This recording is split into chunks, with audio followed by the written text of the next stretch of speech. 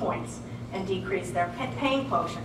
And usually when we're innovating, we're playing in these kinds of an arena, and it makes it, gives us a head start on being able to push the envelope in our innovation, because we're not confronted with other kinds of confounding problems, and you called them unintended consequences, and I think I would rename my presentation Unintended Consequences, because that's, I think, what we face when we start to get into this other footprint of innovation, which is about motivating people to change behavior when they're not as motivated, when the world is stacked against you to get them to make these changes.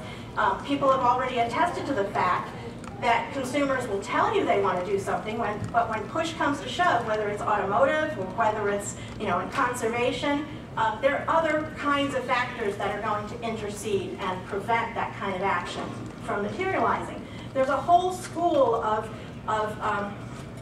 academic knowledge being built up right now, and the Obama administration is leveraging that, called behavioral economics. And the area of behavioral economics is about trying to get people to do things that we need them to do as a society, and how we're going to get that to happen.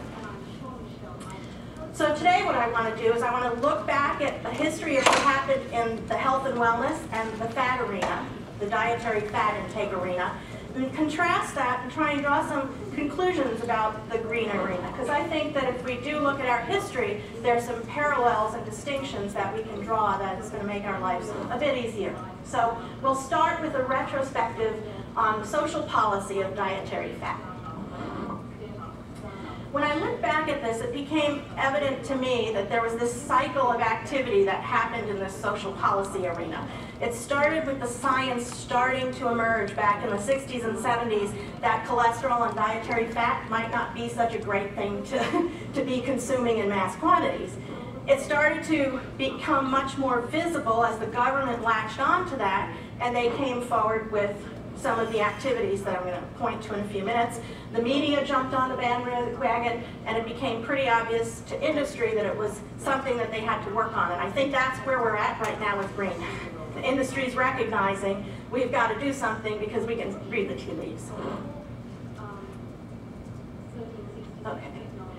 So back in the 60s and 70s was the lipid hypothesis. That's when people started, the science started saying that we have to start reducing the dietary fat consumption in this country, or we're on a death march. The 1980 Dietary Guidelines were the first time the government actually put into place, through the U.S. Department of Agriculture and Health and Human Services, a series of guidelines that suggested that we should be eating no more than 30% of our calories from fat and 10% from saturated fat. And those were actually arbitrary distinctions that were created based on just being slightly below what Americans were eating at the time and believed to be rational and reasonable changes to expect, but they had no grounding in any kind of scientific evidence that that was the right amount. Just like you had spoken about, science is going to always be changing. We don't have any evidence that is irrefutable that paper or plastic is the better solution.